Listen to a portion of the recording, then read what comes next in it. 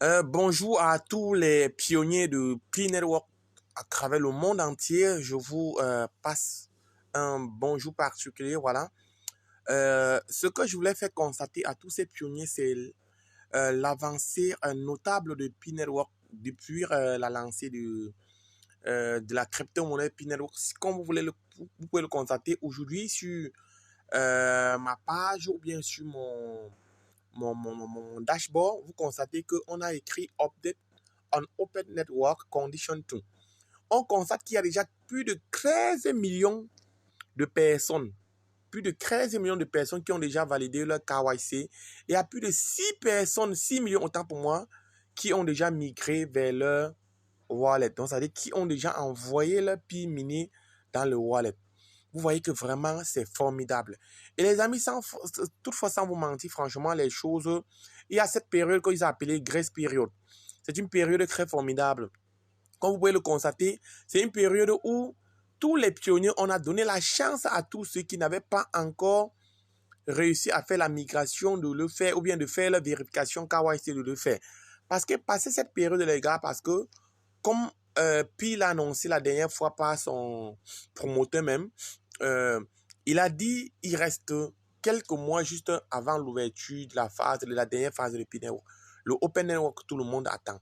Voilà, donc, et pour vraiment être celui qui doit être éligible à pouvoir vendre ses Pi ou à pouvoir utiliser ses Pi, il faut savoir que au niveau du mainnet checklist que je suis en train de cliquer, vous deviez remplir toutes ces conditions-ci. Regardez, tout doit être en vert.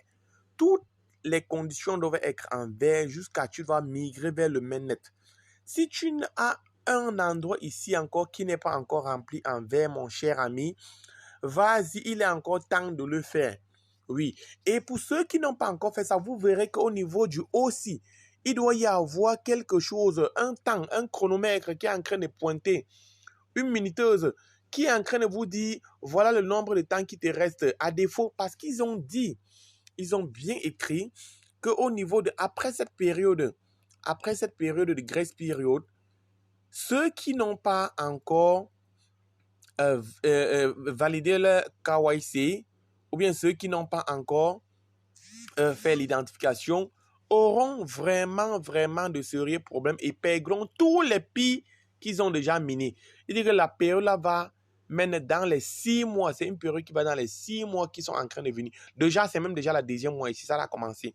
Voilà. À l'heure actuelle où je suis en train de vous écrire, c'est déjà la deuxième mois. Nous sommes déjà au deuxième mois. Ils ont appelé ça grace période. On dit dans l'ensemble, la période de grâce vise à trouver un équilibre entre le fait de donner aux pionniers suffisamment de temps pour passer le KYC immigré, tout en créant suffisamment d'incitation et d'urgence pour que les gens passent le KYC et migrent vers le réseau ouvert. La mise en œuvre de cette politique servira à accélérer notre progression vers le réseau ouvert et ses conditions préalables, requises ainsi qu'à aider les pionniers à obtenir une plus grande partie de leur bonus de parrainage et de cercle de sécurité transférable vers le réseau principal. Grâce au fait qu'un plus grand nombre de membres de leur équipe de parrainage et de leur cercle de sécurité obtiennent le KYC et migrent, cela empêchera également les Pi non vérifiés au-delà de la période de KYC de 6 mois.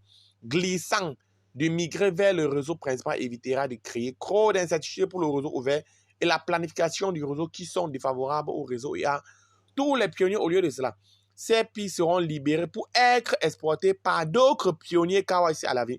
Donc, ça veut dire que vous qui avez miné depuis là, oui, cette partie-ci que je vais souligner ici, cette partie-ci, elle est très importante, les amis.